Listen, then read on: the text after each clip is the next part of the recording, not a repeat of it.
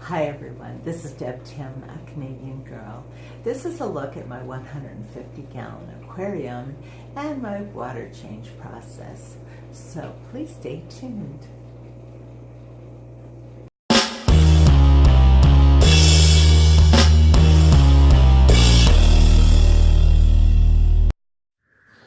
This is my 150-gallon Mbuna community, and today was water change day.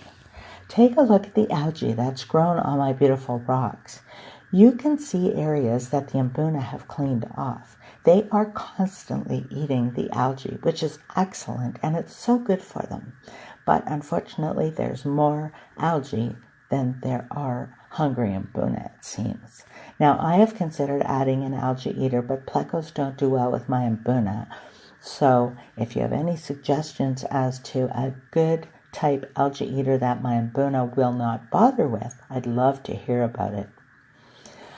The Chinese algae eaters that I would consider around here are so small I would have to grow them out first before they would be safe to enter this tank. Now, I know that I call this my Mbuna community, but there are a few others in here as well. If you look closely, you can pick them out. But I feel they're doing just fine, so I have no intentions of removing them. Now, this is a few hours after my water change, and I have a couple new females holding. I have been finding that catching the holding females is almost impossible, so I'm not bothering unless the female is one that I really want to raise for babies. Because this aquarium is overstocked, I have been doing a 70% water change every 5 days where I clean the inner glass, vacuum, and do whatever filter may need cleaning depending on the schedule. I also do a midweek top-up as needed. I find this time of year I have a lot more algae because the sun is lower in the sky and it shines directly on my tank for a couple hours a day. I don't always remember to close the blinds. Having an aquarium overstocked also entails a lot more work. Water changes are more frequent, you have more filters running, you go through a lot more filter media, and you also go through more food. Comparatively, I would say that everything you do for a normally stocked tank is doubled for an overstocked tank. There are many, many things to consider before overstocking, and it shouldn't be taken lightly. If you find you have enough time to put in, because there is a lot of extra work, you have to pay closer attention because with the bioload being higher, things can go bad very quickly. Now, going through my water change process, this first thing that I do is lay down my fish towels around my tank because I am notorious for overflowing. Then I connect my submersible pump to my python and begin to remove the water. I run the hose into the shower stall and let it drain there. As a side note, I need the towels in the bathroom as well because Dutchie and Charlie, my lovely little ferrets, are usually out romping around and often drag the hose onto the floor, playing in the dirty tank water. So draining my 150-gallon aquarium takes a lot more time, so I use this time to really have a close look at my fish. I look for anything unusual, clamped fins, loss of color, cowering in corners, lack of appetite, and if any females may be holding. My next step would be to clean my sponge filter on one of my FX4s I have running on this aquarium. My FX4s I only clean every 4 months, alternating 2 months between them. The sponge filter I clean once a month, but more often just as I feel it needs it, so sometimes it goes longer than that. So by this time the water level is low enough for me to vacuum the sand substrate. I don't vacuum very often. I'm standing on a ladder to reach, and I really hate ladders, so to help with the waste, I aim my power heads to the dirty areas and cause enough disturbance with the debris that it enters the water column and my submersible pump sucks it up.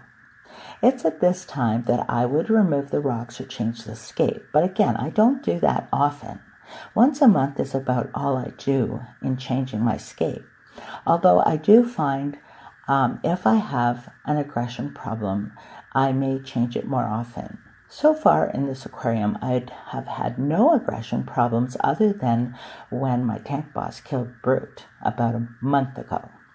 I did some moves in my little fish room, bringing down a few I wanted to add to this tank. I added 6 Aratus.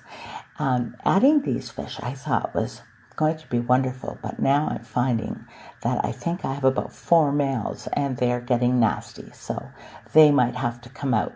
But it's at this time when you're doing a water change that it's optimal to add fish, because all the other fish are excited and frisky and are so busy enjoying the new water coming in that they don't pay attention as much to the new additions.